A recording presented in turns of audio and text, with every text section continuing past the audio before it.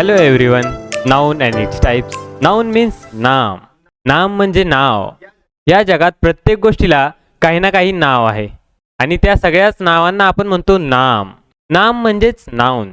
परंतु ही सगळी नाव एका प्रकारची नाहीत हा. ही सगळी नावं एकूण 5 प्रकारात विभागली जातात. म्हणजेच नामाचे 5 प्रकार आहेत. There are 5 types of noun. Let's see type of nouns. आपणाला माहित आहेच, प्रत्येक व्यक्तीला नाव आहे. प्रत्येक गाव असेल, शहर असेल, त्याला पण नाव आहे. काही गोष्टी एकत्र करून त्यालाही नाव दिलं जातं.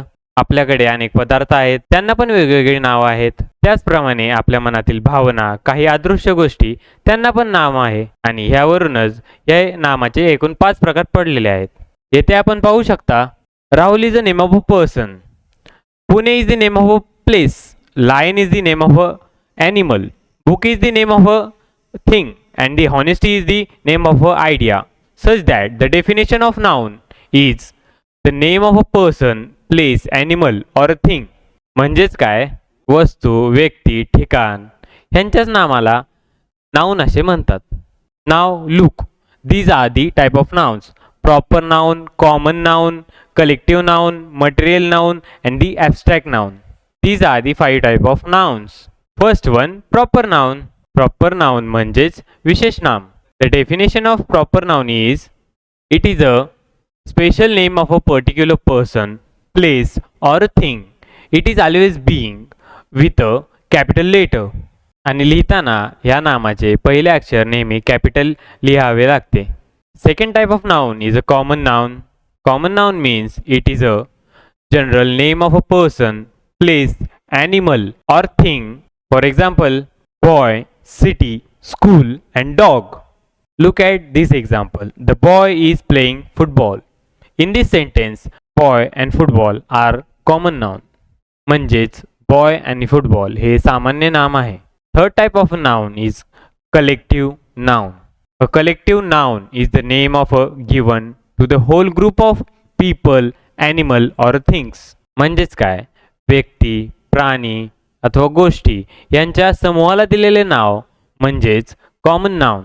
व्यक्तींच्या, प्राण्यांच्या किंवा गोष्टींच्या समूहाला दिलेल्या नावाला कलेक्टिव्ह नाउन म्हणतात. अर्थात समूहाच्या नावाला समूहवाचक नाम. Let's see examples. Team. Team is the group of players. Family. Family is a group of persons. Class. Class is a group of students. Type number 4, material noun म्हणजेच पदार्थवाचक नाम. A material noun is the name of a material or substance from which the things are made. म्हणजे ज्या गोष्टींपासून वस्तू बनवल्या जातात त्याच गोष्टींना पदार्थवाचक नाम असे म्हणतात. For example, gold, silver, wood, iron, cotton, water. Look the example. The ring is made of gold. यामध्ये गोल्ड हे पदार्थवाचक नाम आहे म्हणजेच मटेरियल नाउन आणि ह्याच गोल्डपासून रिंग बनवतात. पण रिंग हे कॉमन नाउन आहे. टाईप नंबर 5, ॲब्स्ट्रॅक्ट नाउन म्हणजेच भाववाचक नाम. An abstract noun is the name of a feeling, quality or idea that cannot be touched. An abstract noun is the name of a feeling, quality or idea that cannot be seen or touched. For example, honesty म्हणजे प्रामाणिकपणा. तो आपला एक गुण आहे, दिसत नाही पण आहे. So honesty is an abstract noun. प्रेम असतं पण ते दिसत नाही. So that is an abstract noun. जसं की हॅपीनेस. हॅपीनेस म्हणजे आनंद, जो असतो पण तो दिसत नाही. So that is abstract noun. Courage म्हणजे धैर्य. तो आपल्या अंगी एक गुण आहे पण तो दिसत नाही, त्याला आपण स्पर्श करू शकत नाही. So that is abstract noun. Freedom. Freedom म्हणजे स्वातंत्र्य. भारताला स्वातंत्र्य मिळालं but we cannot touch it or we cannot see it. So that freedom is an abstract noun. Honesty is a best policy. आपल्या सर्वांना माहिती आहे प्रामाणिकपणा हा म्हणजे सर्वात चांगला गुण आहे. म्हणजेच या वाक्यामध्ये ऑनेस्टी हे ॲब्स्ट्रॅक्ट नाउन आहे. Let's practice this examples. आता हे उदाहरण पाहूयात. India is a proper noun. Teacher is a common noun. Family is a collective noun. Gold is material noun and honesty is an abstract noun. It's all about noun and its types.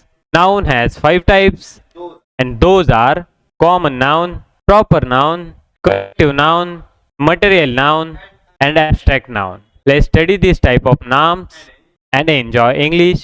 And don't forget the proper noun, Diamond Study Center. Thank you.